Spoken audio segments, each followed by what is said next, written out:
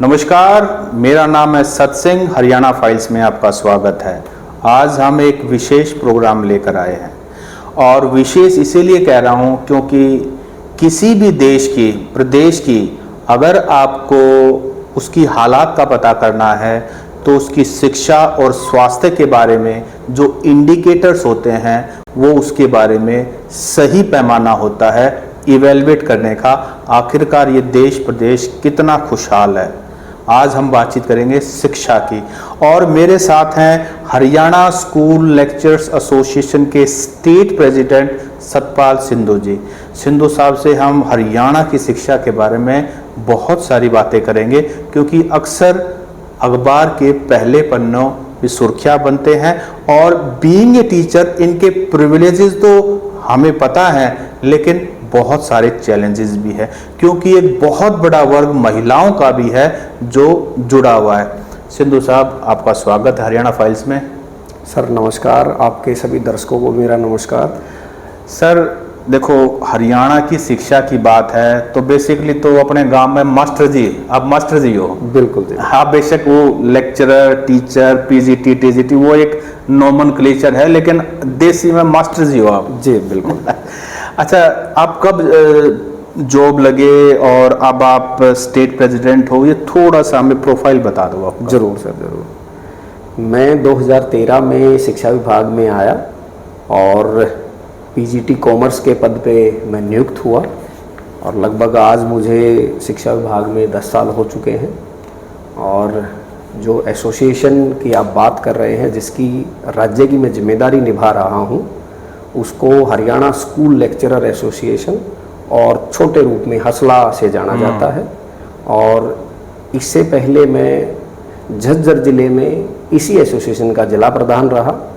लगातार 2 बार मेरे को जिम्मेदारी वहाँ के साथियों ने दी और उसके बाद जब राज्य हसला का चुनाव हुआ तो मुझे अब राज्य की जिम्मेदारी दी गई। आपकी मतलब बेसिकली जो एसोसिएशन करती क्या है, काम क्या है इसका? इसका मुख्य उद्देश्य जो है बच्चों के सर्वांगीण विकास से शुरू होके जो हम अध्यापक हैं जिनका नोमेनक्लेचर जैसा आपने कहा पीजीटी है, उनकी जो जो समस्याएं हैं, जो जो उनके अधिकार हैं, उनसे संबंधित जो भी समस्या आएगी उनको अधिकारियों के सामने रखना है। तो मुझे याद आ रहा है कि बहुत बार हसला का हमने न्यूज़पेपर में पढ़ा है, आप लोगों की मांगे रहती हैं। तो जितना आम आदमी समझता है कि एक बार आप सरकारी नौकरी लग गए और वो भी टीचर लग गए तो आपकी बल्ले बल्ले है, और पीजीटी में शायद स्केल सबसे ज़्यादा होता है। और वो गांव में कहते हैं कि भाई जब गर्मी की छुट्टियों में मास्टर जी जो है सीत पीकर कूलर चला कर सोऊंगा, किसी डीसी की मत नहीं, अब मुझे जगा दे, मतलब इस तरह का है।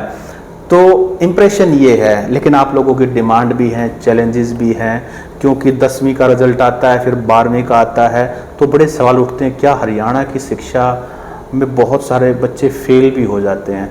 तो मैं इन कड़ियों के बारे में मुझे आप जोड़ के बताइए। आप लोग एक प्रिविलेजेस तो सभी बात करते हैं, उसके बारे में तो हम बात नहीं करेंगे। चैलेंजेस क्या और शिक्षा का स्तर क्यों नहीं इम्प्रूव हो रहा है? देखिए, जहाँ तक बात करें कि नौकरी लगने के बाद ऐसा क्या रह जाता है कि हमें मांगों के सरकार को बताना पड़ता है, तो वो ऐसा नहीं है कि केवल अध्यापक की नौकरी में ही ऐसा हो कि उनकी ही केवल मांग होती है। वो आप कोई भी सरकारी नौकरी या फिर आप प्राइवेट नौकरी की भी बात करेंगे जी, तो उसमें स्वाभाविक तौर पे कोई ना कोई ऐसी समस्याएं आपके सामने आती रहेंगी जिनको समय पे सरकार को बताना पड़ेगा जी। चाहे आप उसको समस्या कह लीजिए, चाहे उसको मांग कह लीजिए।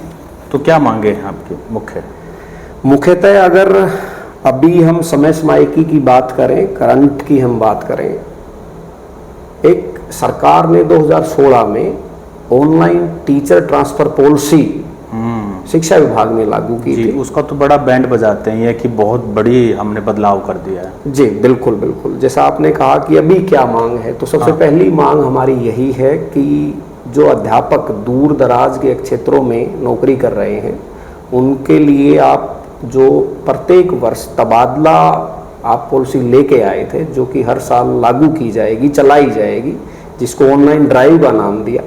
आप जल्द से जल्द उसको चलाएं ताकि जो अध्यापक है वो दूर जाके बच्चों को पढ़ा रहा है तो उसको आसपास के क्षेत्र में ही पढ़ाने का मौका मिले, जिसके लिए हम अभी पीछे 11 तारीख को शिक्षा मंत्री से भी मिले थे और उन्होंने आश्वासन दिया था हमें।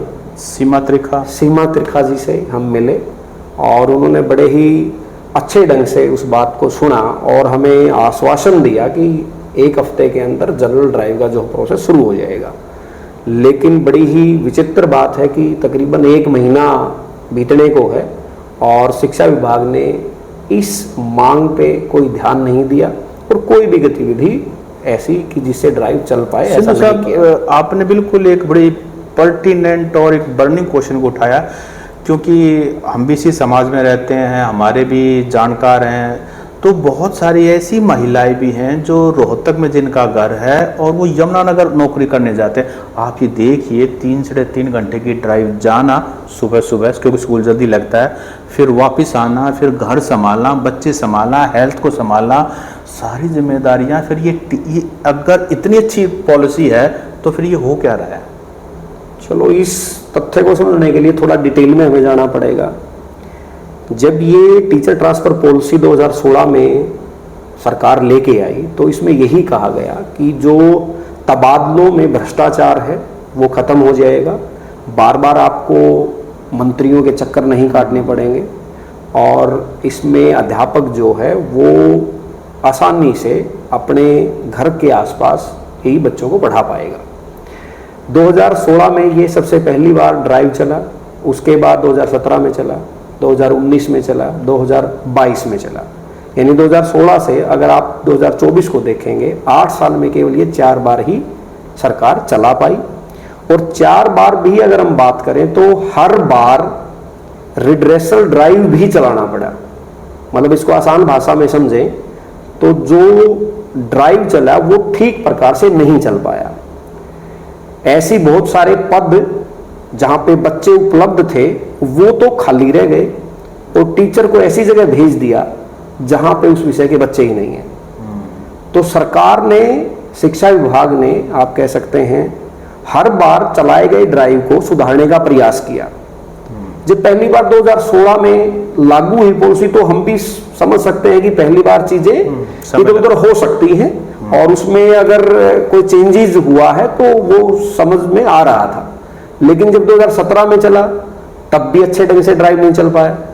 2019 में चला तो बहुत सारी अनियमितताएं सामने आ गई और अब तो गनीमत ये है कि जो 2022 में ड्राइव चला तो उसमें ऐसे सैकड़ों स्कूल हैं जहां पे एक भी अध्यापक नहीं पहुंच पाया और उन स्कूलों के बंद होने की कगार पे वो खड़े हो गए।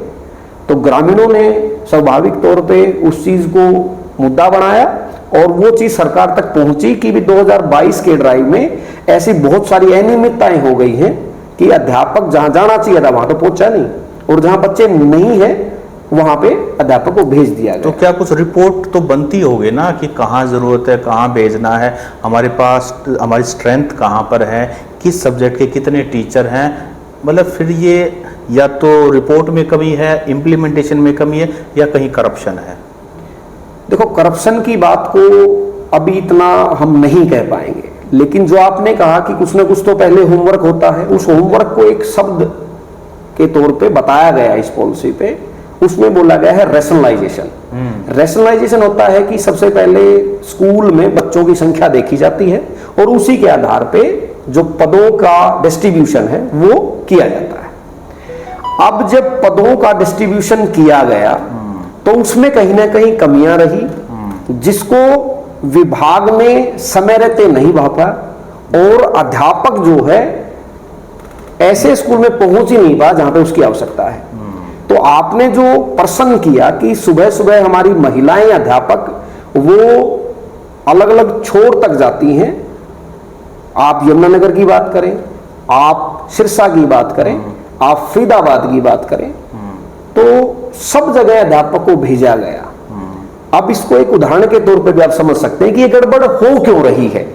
जिस पॉलिसी को इतना बढ़ा चढ़ा के बताया गया है उस पॉलिसी का एक सबसे बड़ा जो लूप होल है वो क्या है। हम मान लेते हैं कि एक विद्यालय नया शुरू किया गया सरकार के द्वारा, उस सरकारी विद्यालय में बच्चे को अभिभावक तभी शामिल करता है, तभी एडमिशन दिलवाता है जब वहां पे अध्यापक होगा। स्वाभाविक है। ठीक है, लेकिन इस पॉलिसी में इसका उलट है कि अगर बच्चे वहां उपलब्ध हैं तो ही अध्यापक वहां भेजा जाएगा। लेकिन कोई एडमिशन क्यों कराएगा अगर टीचर्स ही नहीं है तो? ये एक जो आम दर्शक भी व्यूअर है हमारा, वो भी इस बात को समझ पाएगा। अध्यापक तो समझे बैठा है, और इस चीज को ऐसा नहीं है कि हम आज आपके माध्यम से इस चीज को बता रहे हैं। जब 2016 में पॉलिसी लागू की गई तो इस पे जब हसला ने होमवर्क किया तो इसकी कमियां हमारे सामने आई, और उन कमियों को हम लगातार बता रहे हैं कि आप ये चेंजेस जब तक नहीं करेंगे तब तक ये पॉलिसी केवल और केवल कागज का टुकड़ा है, उसका धरातल पे लागू होना केवल एक सपना रहेगा। क्योंकि उस ट्रांसफर पॉलिसी से यह माना गया था कि हर एक बच्चे को अध्यापक मिल पाएगा, उसका सार था, उद्देश्य था, जो कि आज तक हम तो उसको देख नहीं पाए हैं कि वो लागू हो पाया हो या वो साकार हो पाया हो। सिंधु साहब, पूरे हरियाणा में कितने गवर्नमेंट टीचर्स हैं? मैं अलग अलग कैडर के अध्यापकों की संख्या आपको बता देता हूं। सबसे पहले जो हमारी छोटी इकाई है वो हमारे जेबीटी टीचर होते हैं जो प्राइमरी लेवल तक पढ़ाते हैं, तो लगभग वो 40,000 से 50,000 के बीच में उनकी संख्या है। ठीक है। फिर उससे ऊपर आते हैं हम जो छठी कक्षा से 8वीं कक्षा तक पढ़ाते हैं, उनको टीजीटी बोल देते हैं, जिसका नोमेनक्लेचर पहले मास्टर होता था जी। वो तकरीबन 20,000 की संख्या के आसपास है। ठीक है। और जो उससे फिर बड़ा कैडर आता है जो 9वीं से 12वीं कक्षा को पढ़ाते हैं, जिसको पीजीटी कहा जाता है, जिसको हसला रिप्रेजेंट करती है, उनकी संख्या भी अगर आप बिल्कुल एग्जैक्ट लेंगे तो सैंक्शन पोस्ट हमारी 43,000 आज के दिन मौजूद है जी। तो अगर मोटा मोटा अमला अध्यापकों का देखा जाए तो तकरीबन ये 1 लाख के आसपास खड़ा हो जाता है। और बच्चे कितने सरकारी स्कूलों में? सरकारी स्कूलों में हर साल आंकड़ा आपका घटता बढ़ता रहता है, फ्लक्चुएट होता रहता है। ऑन एन एवरेज संख्या तकरीबन आप ये मान के चलें, अगर एक जिले में आप बात करेंगे, कई 22 जिलों को टोटल कर दिया जाए तो ये तकरीबन 20 लाख के आसपास बच्चे हमारे पास स्कूलों तो में यानी कि 20 बच्चों पर एक टीचर अवेलेबल है। उसके बावजूद भी बहुत सारे ऐसे स्कूल हैं जैसा आपने मेंशन किया जहां एक भी टीचर नहीं है। एक प्राय ये भी देखने को आता है कि जितने भी शहर या आसपास हो ना, उन सब की प्रेफरेंस रहती है कि भाई घर के पास, या क्योंकि शहर में रहते हैं ज़्यादातर तो वहाँ तो फुल होती हैं, और जैसे जैसे शहर से दूर जाते जाएंगे वहाँ ना तो टीचर की प्रेफरेंस रहती, और वहाँ के बच्चे भुगतते रहते हैं, पंचायतें सरकार से विनती करती रहती हैं, डीईओ के दफ्तर के चक्कर काटते रहते हैं, वहाँ तक दूर दराज तक ना टीचर जाना चाहते हैं और ना सरकार भेजना चाहती, या पता नहीं, मुझे नहीं पता ये क्या खेल है। इस बात के पीछे भी ये पॉलिसी ही आधार है। जब से पॉलिसी इंप्लीमेंट की है शिक्षा विभाग ने तो रिस्ट्रिक्टेड कर दिया गया है, खासकर जो हमारा जिला स्तर का अमला होता है वो तबादले या एडजस्टमेंट नहीं कर पाता, उनको इस चीज की मनाही है। पहले क्या होता था इस पॉलिसी से पहले कि आवश्यकता अनुसार पंचायत या अभिभावक जिला शिक्षा अधिकारी के पास जाते और अध्यापक की डिमांड करते कि जी हमारे पास बच्चे उपलब्ध हैं, अध्यापक नहीं है, तो वो जो सरप्लस अध्यापक होता था उसको एडजस्ट कर देता था। लेकिन जब से पॉलिसी इंप्लीमेंट हुई है ये सब अधिकार जो हैं वो निदेशालय यानी डायरेक्टरेट में पहुंच गए हैं, और वो समस्या जो कि तो बनी रहती है। बेशक से ऐसा कोई स्कूल है जहां पे साइंस विषय को पढ़ाने के लिए छठी कक्षा से 12वीं तक कोई शिक्षक नहीं है, और वहाँ के अभिभावक ग्रामीण अगर जिला शिक्षा अधिकारी को ये कहें कि जी कोई अध्यापक आप हमारे पास भेज दें, तो जिला शिक्षा अधिकारी अपने आप को असहज महसूस करता है और वहाँ अध्यापक नहीं भेज पाता। ये लिमिटेशन है इस पॉलिसी की लिमिटेशन है। इसमें कोई भी पावर ऑफ डेलीगेशन जिला शिक्षा अधिकारी को नहीं दी गई है, इसलिए वो कमी एज इट इज अध्यापक की बनी रहती है। अच्छा सिंधु साहब, ये जो हमारा 10वीं का रिजल्ट आता है, 12वीं का रिजल्ट आता है, तो करीब 50% या 40% बच्चे फेल हो जाते हैं 10वीं में 12वीं में। तो क्या टीचर नहीं पढ़ा रहे या पेरेंट्स ध्यान नहीं देते हैं, या सिर्फ गरीबों के बच्चे जाते हैं, ऐसे वर्ग के बच्चे जाते हैं जिनके पेरेंट्स को दो रोजी रोटी के लिए इतना भागना पड़ता है, बच्चों पर कोई ध्यान नहीं है, और टीचर भी इस चीज़ का सोचते हैं कि भाई कोई कहने वाला ही नहीं है तो अपना मौज करो। देखिए, आपका पर्सन जो है बड़ा गूढ़ और बड़ा है। अगर इसकी बारीकियों को देखेंगे तो इस बात को मैं भी एक्सेप्ट करता हूँ, मैं सहमति देता हूँ कि सरकारी विद्यालयों में थोड़े से वंचित वर्ग के बच्चे ही आते हैं, लेकिन टीचर कॉम्पिटेंट होते हैं। मैं ये मानता हूँ कि आप लोग, सैलरी अच्छी मिलती है, टेस्ट क्रैक करके आते हो, प्राइवेट स्कूल से बेटर क्वालिफाइड हो, कॉम्पिटेंट हो, टेस्ट क्रैक किया है, सैलरी भी अच्छी है, लेकिन माँ बाप जो हैं प्राइवेट स्कूल में भेजते हैं, वो प्रीफर नहीं करते कि गवर्नमेंट स्कूल में। मैं अपने बच्चे भी प्राइवेट स्कूल में पढ़ाता हूँ, जबकि सरकारी स्कूल बगल में ही है।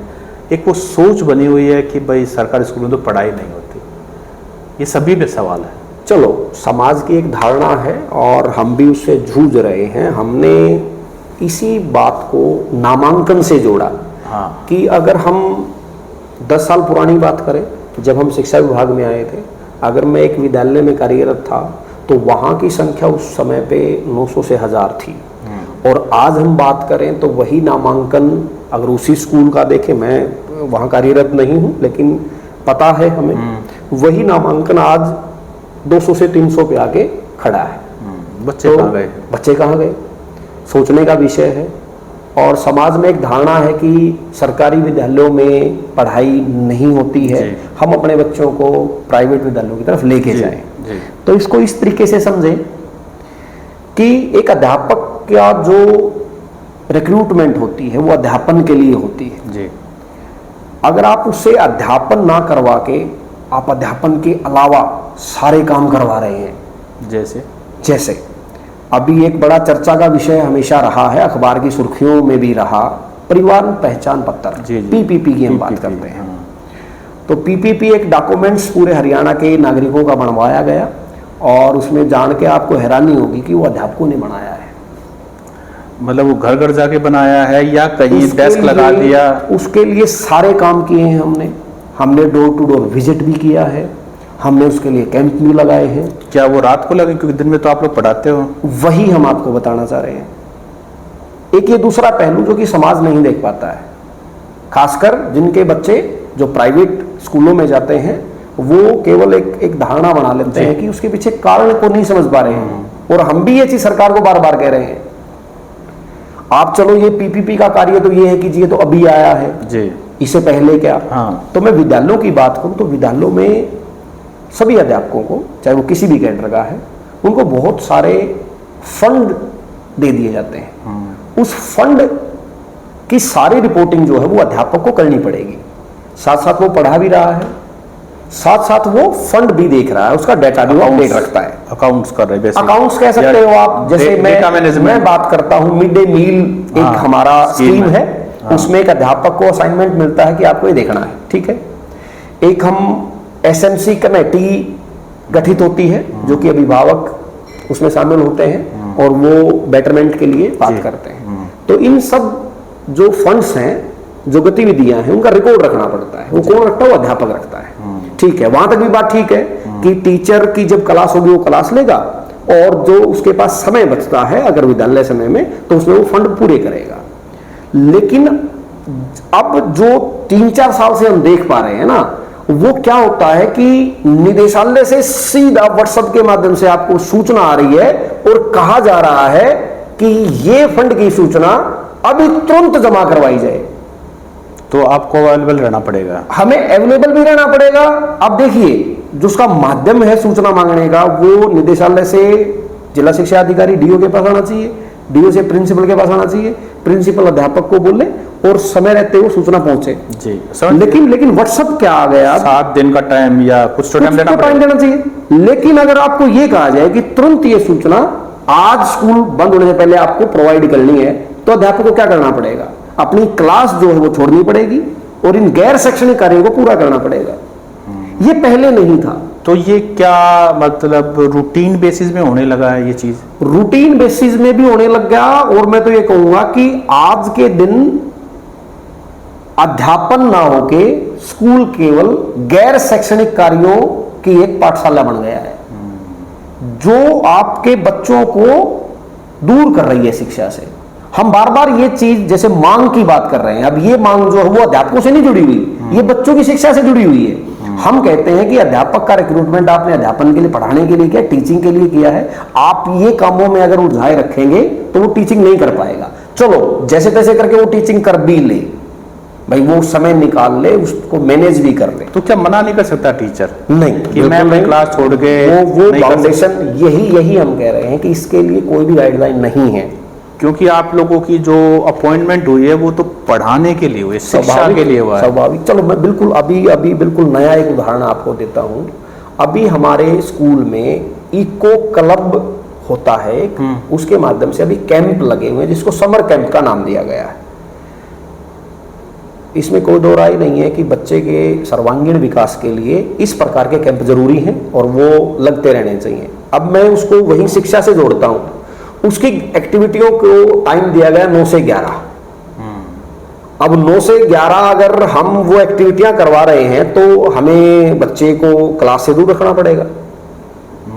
ऐसे कैंप, ये मैंने आपको एक एग्जांपल दिया। तो क्या छुट्टियों में लगे हैं या अभी वर्किंग डेज में, वर्किंग डेज में शुरू हुए हैं? वर्किंग डेज में चल रहे हैं, नई एक्टिविटी शुरू, नई एक्टिविटी है। तो ऐसे ऐसे अनेकों उदाहरण हैं जिनके कारण जो टीचर है वो अपना 100% टीचिंग में नहीं दे पा रहा है और उसका खामियाजा फिर हमारे बच्चों को ही उठाना पड़ता है एट द लास्ट। हम ये मांग सरकार से करते आ रहे हैं कि आप जो ये नॉन एकेडमिक जो वर्क है वो हमसे ना करवाएं, जो हमारा प्राइम वर्क है आप वही करवाएं। ये 3-4 साल पहले नहीं था इतना, अब इसकी भरमार हो गई है। खासकर मैं तो कहूंगा जो सोशल मीडिया, व्हाट्सएप ऐसा एक माध्यम बना लिया है कि सूचना चाहिए, तुरंत चाहिए, अभी चाहिए। तो क्या ये जो एजुकेशन डिपार्टमेंट मांगता है या बाकी डिपार्टमेंट? क्योंकि आप लोगों को जवाब दे तो एजुकेशन डिपार्टमेंट से, बिल्कुल एजुकेशन डिपार्टमेंट मांगता है। एजुकेशन डिपार्टमेंट को दूसरे डिपार्टमेंट से, जैसे पंचायत वाला डिपार्टमेंट है। हाँ, हो सकता है कि कुछ सूचनाएं वो एजुकेशन डिपार्टमेंट से मांगे, एजुकेशन डिपार्टमेंट फिर अध्यापकों से डिमांड जो मांगने वाला है क्या वो भी शिक्षक है या वो गैर शिक्षक है या वो अफसर है? अब ये बिल्कुल आपने एक ऐसा प्रश्न मेरे से किया है जिसका उत्तर मेरा देना बनता है। अगर हमारे जो अधिकारी हैं, मैं सबसे बड़े पद की बात करता हूं, शिक्षा विभाग में सबसे बड़ा पद जो है वो डायरेक्टर का है। उनसे ऊपर एसीएस भी होते हैं, जी जी। लेकिन उसके बाद अगर देखा जाए आमतौर पर डायरेक्टर देखता है। जो डायरेक्टर है वो हमारे आईएएस कैडर के होते हैं और आईएएस जो कैडर है वो एडमिनिस्ट्रेशन तो अच्छा कर सकता है, लेकिन जो हमारे शैक्षणिक गतिविधियां हैं वो केवल एक शिक्षक को, एक एजुकेशनिस्ट को ही पता होती है। ये भी हमारा इन जिन मुद्दों पे हम बात कर रहे हैं, जो ये कमियां आ रही हैं निकल के, ये भी एक कारण है कि हमारे जो मुख्य पद पे हमारे अधिकारी हैं वो एजुकेशनिस्ट नहीं है। मैं इसको आपको उदाहरण के तौर पे बताऊंगा। मैं बताऊंगा आपको, जैसे हम बात करते हैं हेल्थ डिपार्टमेंट की, उसमें जो डायरेक्टर हैं वो डॉक्टर हैं, तो वो जो नब्ज है उसको समझ पाते हैं और वो इंप्लीमेंट भी करते हैं नीचे वाले स्तर पे। आप पीएचसी की बात करें, आप सिविल हॉस्पिटल की बात करें, तो उन डॉक्टरों को पता होती है भाई क्या क्या कमियां हैं, कैसे उनको दुरुस्त किया जा सकता है। लेकिन शिक्षा विभाग में जो डायरेक्टर होता है वो आईएएस कैडर का होता है और ये भी हमारी डिमांड में हमेशा से रहा है कि वो एक शिक्षाविद होगा, तो ये जो ऐसी समस्याएं हैं जो कि शिक्षकों को हर रोज उठानी पड़ रही हैं वो अच्छे से समझेगा और उसको दूर कर पाएगा। जी सिद्धू साहब, जहाँ तक बाबूज की बात है, ब्यूरोक्रेट्स की बात है जिनकी बारे में आप बात करें, हम किसी स्पेसिफिक व्यक्ति की बात नहीं करें, पंचकुला में बैठ कर के उनका एटीट्यूड ये होता है कि ये जो हरियाणा में मास्टर हैं ये मोटी तनख्वाह लेते हैं, बड़ी बड़ी गाड़ियों में आते हैं, प्रॉपर्टी डीलिंग करते हैं, इस तरह की बातें वो खुलेआम उस कुर्सी पर बैठकर कहते हैं, बड़ी कुर्सी पर बैठकर कहते हैं। और इस तरीके से वो इस चीज़ को कभी हाईलाइट नहीं करते कि हम उनको शिक्षा का काम छुड़वा करके बाकी काम करवाते हैं। वो उनका एटीट्यूड ये रहता है कि मास्टर जो हैं ये तो फ्री के ले रहे हैं और देखो शिक्षा का हाल देखो, 10वीं में इतने फेल हो गए, 12वीं में इतने फेल हो गए, मतलब। और ये क्रिटिसिज्म आप लोगों के है। हाँ, हमें उठाना पड़ता है, लेकिन अगर अध्यापकों के अचीवमेंट्स की बात की जाए तो हमारे जो विद्यार्थी हैं जिनको हम पढ़ाते हैं उन्हीं में से निकल के बहुत सारे साइंटिस्ट भी बने हैं, बहुत सारे आर्मी ऑफिसर्स भी बने हैं। और रही बात कि बच्चे फेल होते हैं, तो चलो ठीक है, वो सबके ऊपर लागू नहीं होती बात। हम उन रिजल्ट्स को भी देखें कि जो आउट ऑफ आउट लेके आते हैं, 100 में से 100 नंबर लेके आ रहे हैं, तो टीचर तो वही है, तो वो भी एक पहलू है। फिर बात कर रहे हैं कि कुछ धारणाएं ऐसी बनी हुई हैं कि भाई अध्यापक मोटी तनख्वाह लेता है। ये ठीक है, ऐसे ऐसे पर्सन पहले कभी मैंने भी फेस नहीं किए, लेकिन धारणा है ये। बड़ी गाड़ियों में हमें इन पे बात भी करनी चाहिए। जी, जैसे मैं कल आपसे बात कर रहा था कि कई बार गवर्नमेंट स्कूल में असाइनमेंट के जाना पड़ता है, तो एक अलग से शेड बना होता है जिसके अंदर महंगी से महंगी गाड़ियां खड़ी होती हैं, ऑब्वियसली वो टीचर्स की होती हैं। कई बार तो प्लेग्राउंड में भी जो है ना वो शेड बना करके और उनको प्रायोरिटी दी जाती है। मतलब इस तरह की चीजें भी कई जगह देखने बिल्कुल बात ठीक है। बात करते हैं कि मोटी तनख्वाह की बात करते हैं, ऐसी कोई मोटी तनख्वाह नहीं है अध्यापक की। जो एक हमारी क्वालिफिकेशन होती है, जिसमें खासकर जिस पद पे मैं हूँ, तो उसमें आपको पोस्ट ग्रेजुएशन के बाद आपको एस्टेट भी करना है, आपको बीएड भी करनी है। और इतनी क्वालिफिकेशन के बाद जो एक सामान्य बात करेंगे आप, चाहे अन्य राज्यों की बात कर लीजिए, जो वहाँ पे मेहनतनामा उनको दिया जाता है वही हरियाणा में दिया जाता है, कुछ अलग से नहीं मिल रहा है। एक तो ये बात। फिर हम बात कर लेते हैं बिल्कुल की महंगी गाड़ियाँ, बड़ी बड़ी गाड़ियाँ खड़े देखने को मिलती हैं। तो मैं इसके पीछे भी कह रहा हूँ कि एक दूसरी बात को भी समझना भी पड़ेगा कि अगर हम हरियाणा की परिवहन व्यवस्था की बात करें, अगर हमारे पास जिसको आप पब्लिक ट्रांसपोर्ट कहते हैं, अगर उसकी सुचारू उपलब्धता हो, तो स्वाभाविक बात है कि बड़ी बड़ी गाड़ियां या जो भी सामान्य गाड़ियां हैं उसका इस्तेमाल नहीं करना पड़ेगा। फिर एक दूसरी बात, हरियाणा सरकार जो है वो अध्यापकों के लिए रेजिडेंशियल बेस्ड स्कूल अवेलेबल करवाए, ताकि अध्यापक को इन चीजों की तरफ जाना ही ना पड़े। ट्रांसपोर्ट नहीं है, रेजिडेंशियल फैसिलिटी नहीं है, तो उसको अपने स्कूल पे टाइम पे पहुंचने के लिए अपना परिवहन का साधन तो लेके जाना पड़ेगा। अब वो गाड़ी महंगी है, सस्ती है, इस पे ना जाके उसके पीछे के कारण को भी समझना पड़ेगा। प्रॉपर डीलिंग वाला भी कई बार सुनने में आता है कि मास्टर जी पढ़ाते नहीं, प्रॉपर डीलिंग करते कुछ। देखो, मैं खुद बहुत सारे ऐसे गवर्नमेंट स्कूल जाता हूँ जो प्राइवेट स्कूल से लाख गुना बेटर है, फ्री, क्योंकि सब कुछ फ्री है वहाँ। तो ड्रेस भी मिलती है बाकायदा, मिड डे मील भी मिलता है। कुछ स्कूल तो वाकई में लाजवाब है, ऐसे मॉडल स्कूल हैं, मैं कहता हूँ कि फॉरेन के स्कूलों जैसे हैं ये। लेकिन क्या सारे स्कूल क्यों नहीं हो सकते इस तरीके से? मतलब वहाँ क्या, क्योंकि सिचुएशन तो वहाँ भी ऐसी है, आप ये नहीं कह सकते कि उन पर कोई अलग से नियम लागू है। नहीं, बात प्रॉपर्टी डीलिंग की कर लेते हैं हम। देखो, एक एक मुद्दा आपने कहा कि मोटी तनख्वाह है या बड़ी गाड़ियां हैं या प्रॉपर्टी डीलिंग में इन्वॉल्वमेंट मिलती है। अगर एक अध्यापक अपने जो विद्यालय का समय है हमारा 8 से 2:30, अगर इस टाइम ड्यूरेशन में वो अन्य गतिविधियों में लिप्त है अध्यापन के अलावा, तो हसला संगठन उसकी निंदा करता है। बिल्कुल ये कहता है कि आप लोग उसके साथ नहीं हो, बिल्कुल भी साथ नहीं है हम।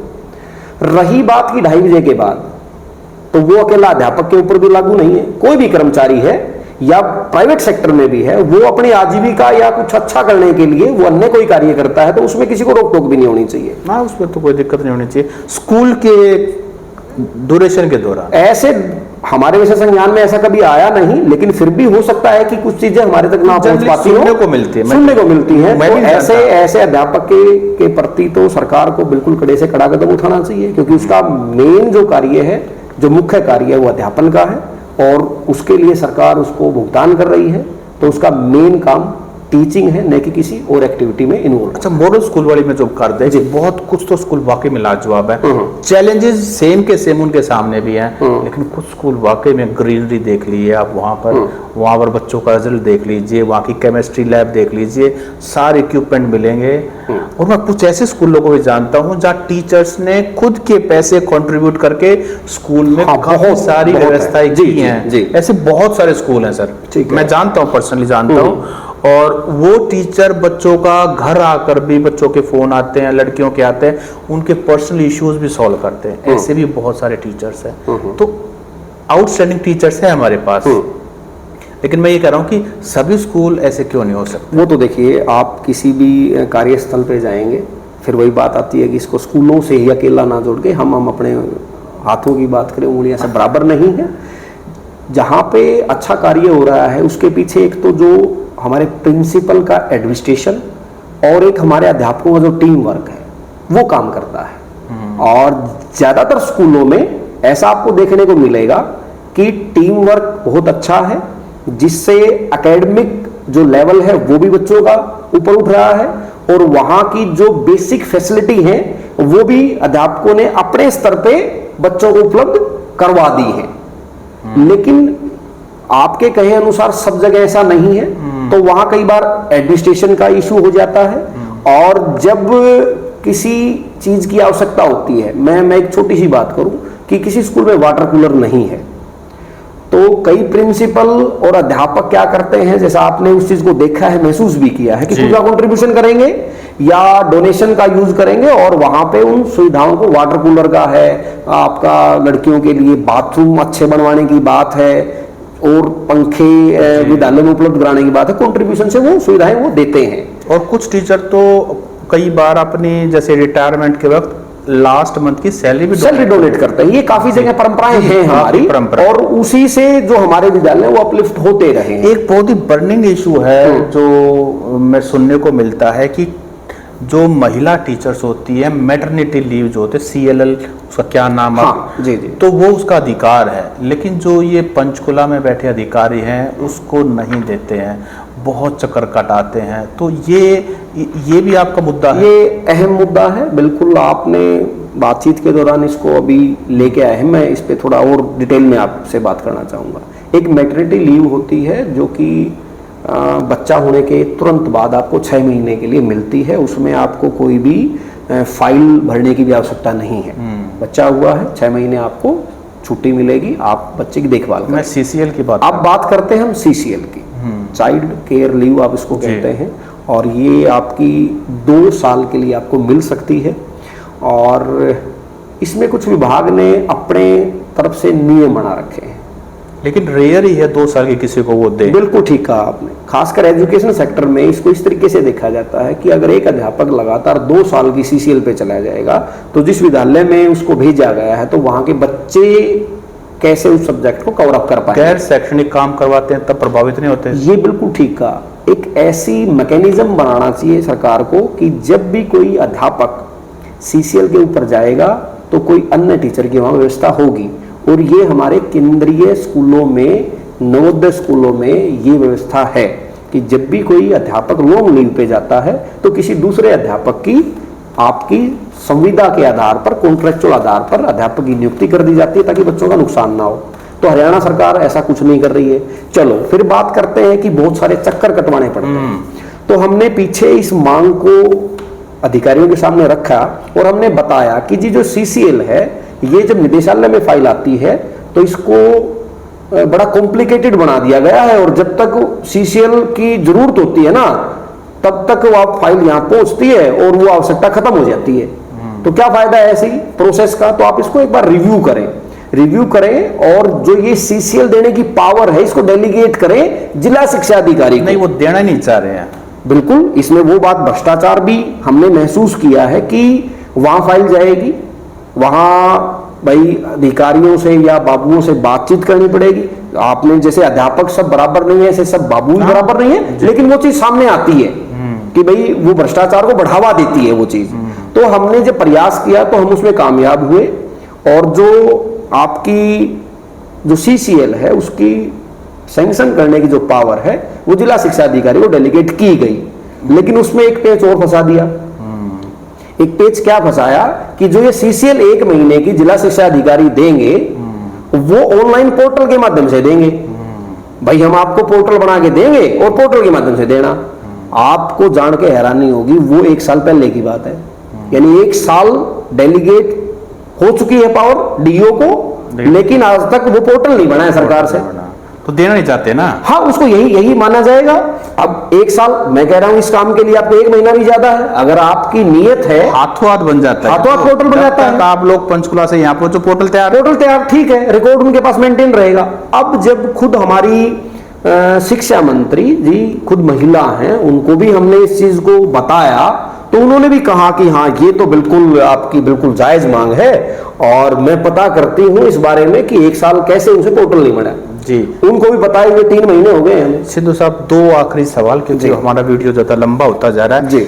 एक तो दिल्ली सरकार ने ऐसा क्या किया, हम पॉलिटिकल टोन में बात नहीं करेंगे क्योंकि दिल्ली के स्कूलों की काफी तारीफ हुई है पिछले दिनों, पॉलिटिकल मुद्दा भी बना, हालांकि उस पॉइंट को छोड़ देते हैं, लेकिन दिल्ली के स्कूलों में ऐसा क्या हुआ कि उसकी चर्चा हो रही है और हरियाणा के स्कूलों में क्या किया जाना चाहिए कि उसको हम मैच कर सके?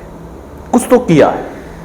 देखिए, सबसे पहले तो किसी भी काम को एक अंजाम तक पहुंचाने के लिए सबसे पहले एक आर्थिक व्यवस्था देखनी पड़ती है कि हम उस समस्या पे, उस पॉइंट पे कितना खर्च कर रहे हैं। दिल्ली सरकार ने जो है वो एजुकेशन पे बहुत ज़्यादा इन्वेस्ट किया है और स्कूलों तक फंड भेजे हैं ताकि वो डेवलपमेंट हो पाए, चाहे वो बेसिक फैसिलिटी की बात करें, चाहे वो टीचिंग जो मेथड्स होते हैं उनके लिए जो इक्विपमेंट यूज़ होते हैं उनकी बात की जाए, तो वहाँ पे इन्वेस्टमेंट बहुत हुआ है। रही बात हरियाणा का, अगर हम कंपैरिजन करें तो यहाँ पे अभी बुनियादी सुविधाओं की कमी देखी जाती है। हरियाणा के जितने भी सरकारी स्कूल हैं, पॉलिटिकल विल की कमी लगती है मुझे तो।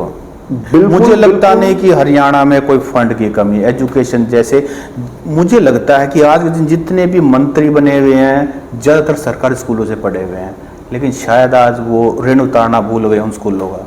मैं पॉलिटिकल विल, बिल्कुल आप समझिए, जो सबसे पहला मुद्दा हमने डिस्कस किया, हमने कहा कि तबादले होने चाहिए, जिसके लिए हर साल के लिए बोला गया है, नियम भी ये कहता है, पॉलिसी भी ये कहती है। पॉलिटिकल विल ही नहीं है कि वो शिक्षा के प्रति ध्यान ही नहीं दे रहे हैं। स्कूल बिना अध्यापक के चल रहा है, बच्चे हैं अध्यापक नहीं है, अध्यापक नहीं अध्यापक है, बच्चे नहीं है।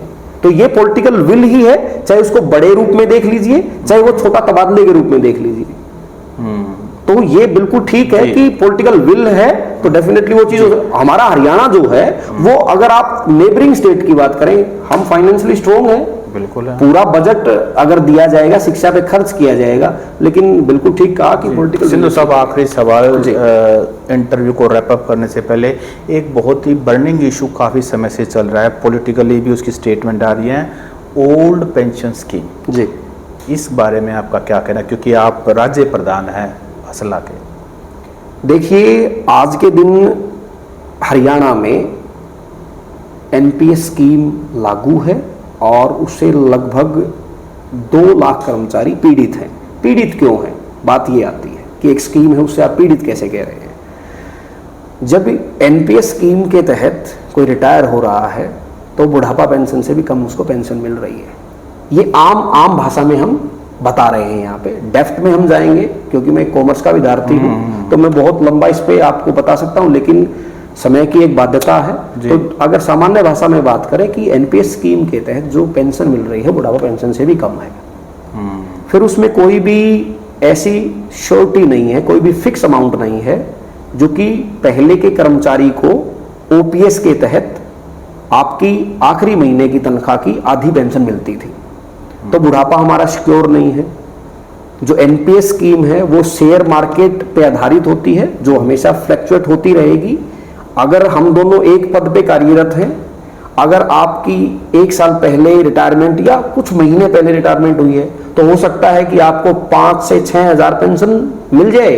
अगर मैं बाद में भी रिटायर हुआ हूं तो स्टॉक मार्केट की जो एक क्रिएटिविटी होती है, तो शायद मेरे को 3,000 रुपए ही पेंशन के मिले। हम सेम पद पे हैं, मैं बाद में भी रिटायर हो रहा हूं, तो ये ऐसा फ्लक्चुएशन जो है वो हम एनपीएस से पीड़ित है। अब हम लगातार 2017 से ओल्ड पेंशन स्कीम की मांग सरकार से कर रहे हैं। लगभग 2 लाख कर्मचारी हैं जो बार बार आंदोलन करते हैं, सड़कों पे आए हैं। 1 लाख तो आप ही लोग हो गए हैं। बिल्कुल बिल्कुल, सबसे बड़ा विभाग है और इसके लिए हमने लाठियां तक, डंडे तक खाए हैं कि हमें पुरानी पेंशन दी जाए, लेकिन सरकार देने की बजाय और कुछ हमें दे रही है, बजाय कि हमें पुरानी पेंशन दे वो। जी। तो इसके लिए हम सब कर्मचारी जो है बार बार मांग एकजुट हो आप? एकजुट हैं हम, पूरा जो 2 लाख चाहे किसी भी विभाग का कर्मचारी है। इसके लिए हमने एक पुरानी पेंशन बहाली समिति का निर्माण किया है और उसके तहत हम सभी विभागों के, सभी संगठन के कर्मचारी इकट्ठा होकर हम लड़ रहे हैं। अच्छा, जो है अपने सिंधु साहब, बिल्कुल अब हम इंटरव्यू को एंड कर रहे हैं, और एक चीज़ बताते जाओ कि हमारे पुराने मास्टर जो हैं वो बच्चों से सरकारी स्कूल में लस्सी मंगाते थे। आप लोग मंगाते हो, अब भी लस्सी मंगाई जाती है? नहीं, ऐसा कुछ नहीं है। ये केवल पहले के जमाने में कभी जब आप या हम पढ़े होंगे तब ऐसा नहीं, वो भाईचारे के तहत मंगाते थे, उसमें कोई बुराई नहीं है। नहीं, ऐसा नहीं देखा जी जी, सिद्धू साहब आपने हमें समय दिया और वाकई में हमने बहुत ही संवेदनशील टॉपिक को छुए हैं और आपने बहुत बेहतरीन जवाब दिया है। आपका बहुत बहुत धन्यवाद। धन्यवाद जी, इतने अहम मुद्दों पे आपने चर्चा की, आपका बहुत बहुत धन्यवाद।